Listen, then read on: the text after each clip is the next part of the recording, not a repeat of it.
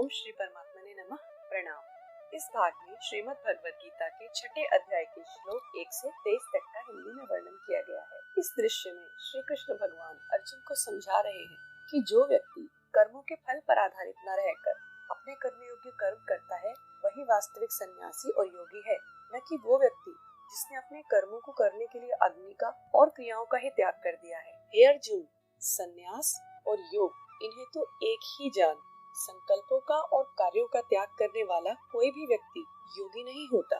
योग में बने रहने की इच्छा वाले व्यक्ति के लिए योग की प्राप्ति हेतु कामना रहित होकर कार्य करना ही साधन है, और योग की स्थिति में आ जाने पर उस योगी का सभी कामनाओं और संकल्पों से रहित होना ही कल्याणकारी हो जाता है।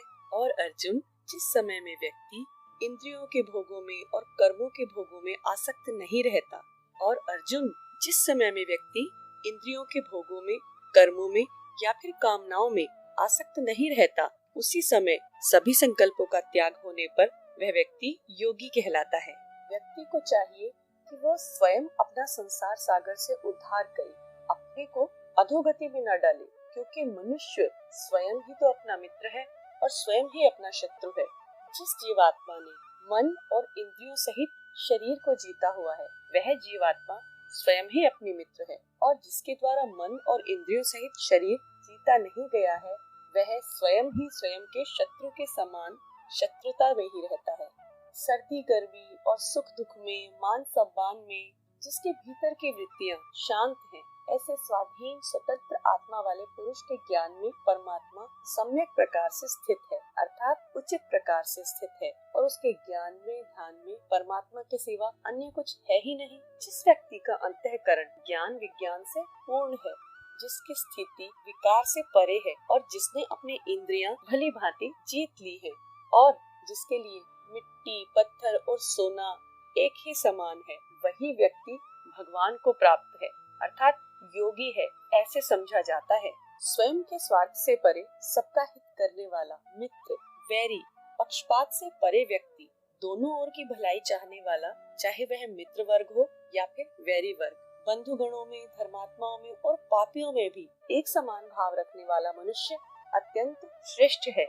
योग के मार्ग पर चलने वाले व्यक्ति को चाहिए कि मन और इंद्रियों सहित शरीर को वश में रखे, आशा और संग्रह से परे अकेले ही एकांत स्थान में स्थित होकर आत्मा को निरंतर परमात्मा में लगावे। शुद्ध भूमि में उसके ऊपर कुशा, मृगछाला या अन्य कोई वस्त्र बिछाए जो न बहुत ऊंचा हो न बहुत नीचा, और ऐसे अपने आसन को स्थिर स्थापन करके उस आसन पर बैठकर चित्त और इंद्रियों की क्रियाओं को वश में करते हुए, मन को एकाग्र करते हुए अपने अंतःकरण की शुद्धि के लिए योग का अभ्यास करना चाहिए। काया, सिर और गले को समान, अचल, स्थिर रखते हुए अपनी नासिका के अग्र भाग पर दृष्टि को जमाते हुए, ध्यान लगाते हुए अन्य किसी भी दिशा की ओर न देखे। ब्रह्मचारी के व्रत में स्थित रहते हुए भय से परे भली भांति शांत अंतःकरण वाला योगी अपने मन को रोककर मुझ में चित्त लगावे और मेरे परायण होकर स्थित हो। अपने मन को वश में रखने वाला योगी आत्मा को निरंतर परमेश्वर के स्वरूप में लगाता है और मुझ में रहने वाली परमानंद की पराकाष्ठा रूप परम शांति को प्राप्त कर लेता है। और हे प्रिय अर्जुन, यह योग न तो बहुत खाने वाले का, न बिल्कुल खाने वाले का, न बहुत शयन करने के स्वभाव वाले का,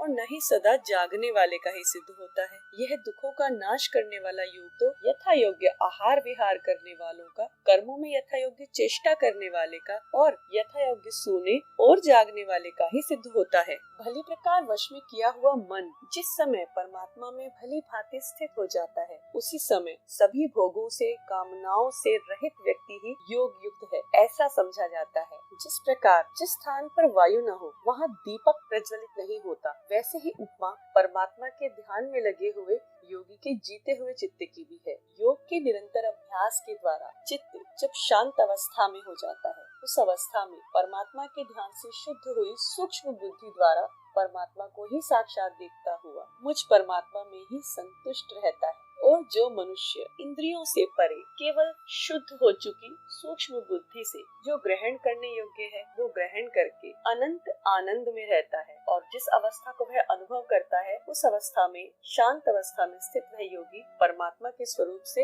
विचलित होता ही नहीं, और जो परमात्मा की प्राप्ति को ही लाभ मानता है, उसके अतिरिक्त कुछ भी दूसरा लाभ नहीं मानता। और जिस अवस्था में योगी बड़े भारी दुख से भी चलायमान नहीं होता, वह योग जो संसार के दुखों के संयोग से रहित है, उसे अवश्य जानना चाहिए। यही योग न उकताए हुए धैर्यपूर्ण उत्साहयुक्त चित्त से निश्चय पूर्वक करना ही मनुष्य का कर्तव्य है। यहाँ पर श्रीमद् भगवद गीता के 6 अध्याय के श्लोक 1 से 23 का हिंदी वर्णन संपूर्ण होता है। इस भाग में श्री कृष्ण ने अर्जुन को योग के महत्व, विधि, पालन और लाभ के विषय में अत्यंत सरल एवं मीठे शब्दों में समझाकर बताया है, जो कि पूरी मानव जाति के लिए वरदान है एवं पालन करने हेतु सुख देने वाला प्रमुख कर्तव्य है। आशा है आपको सुनकर सुखद अनुभव प्राप्त हुआ। यदि आगे के भागों को सुनने की श्रद्धा उत्पन्न हो चुकी है तो चैनल को सब्सक्राइब करें, नोटिफिकेशंस ऑन करें, जिससे अगले एवं पहले सुनाए जा चुके भागों को आप शीघ्र प्राप्त कर सकें। श्रवण हेतु धन्यवाद एवं प्रणाम।